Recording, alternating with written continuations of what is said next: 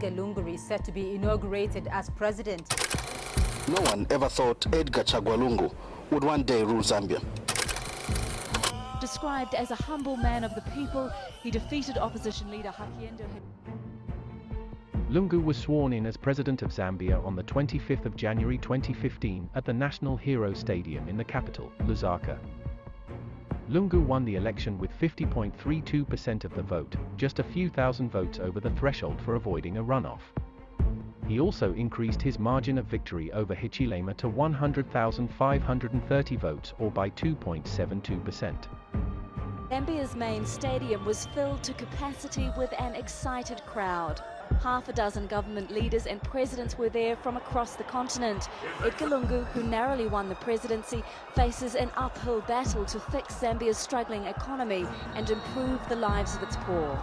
On my part, I have learned that there's no time and latitude to settle scores. We have got work to do. Let us seize the opportunity to rise above the different points of view that divided us during the campaigns. He beat his main opposition by only 100,000 votes, but Hakainde Hichilema says the election was riddled with fraud. His efforts to block the inauguration and have the results annulled were rejected by the country's highest court. He says that's a clear case of the government manipulating the judiciary. This inauguration is illegal, is unconstitutional. He never won the election. We believe we won the election, but our petition was never heard. So there's a crisis, a constitutional crisis. But the chances of Zambians hearing dissenting voices like Hichilema's have been greatly reduced after authorities recently closed down several independent media outlets. President Lungu's biggest challenges will be uniting the country and improving the economy. Growth has slowed, unemployment and inflation are rising. That makes life harder for millions of Zambians who are already struggling to survive below the poverty line. Edgar Lungu's rise to power wasn't necessarily fought by him, and so his ambitions for presidential power were not as great at the beginning. So when he became president, he was only continuing projects Michael Chilufya Sata left. Realistically, what do you think in a year's time you will have done to, one, develop the economy of Zambia, but two, to address poverty and inequality? Not much. Towards the end, we began to see more clarity in his decisions, and he was more firm on cultural intrusions, such as gay rights imposed on him. The other day I was telling some colleagues from the European Union that, well, we're not ready for a GATRA, for example.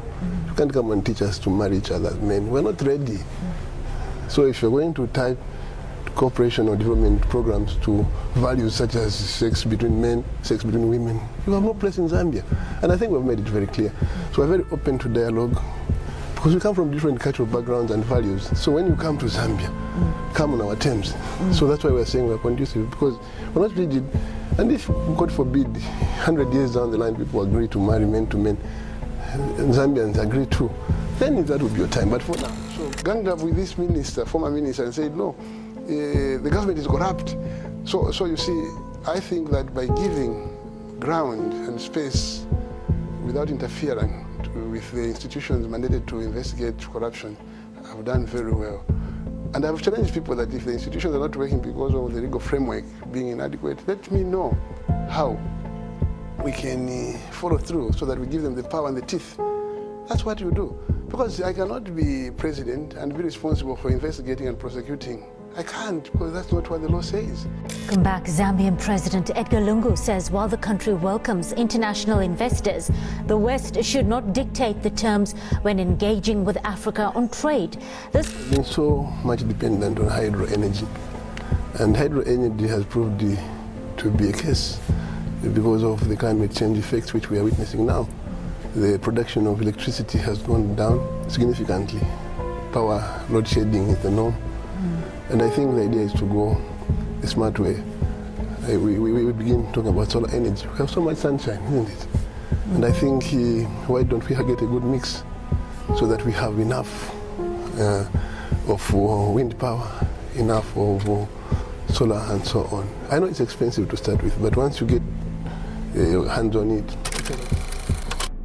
So to answer the question, was Edgar Lungu a good president? I think in his position he did what he could. It's not easy to lead a country when you had very little ambition to do so, as well as lead with a team that weren't expecting you to be their leader. I'll give him a 7 out of 10 for his time in power. We will be judged in 2021 on the basis of what we have done. So politics for us will be a time for judgment. In other words, we expect people to judge us on the basis of what we've done from 2016 to 2021, and we'll be pointing out and saying we have achieved this, we have achieved that, we have achieved that, and thereby people will give us the renewed mandate. The job to do is to improve the economy so that people begin getting better lives.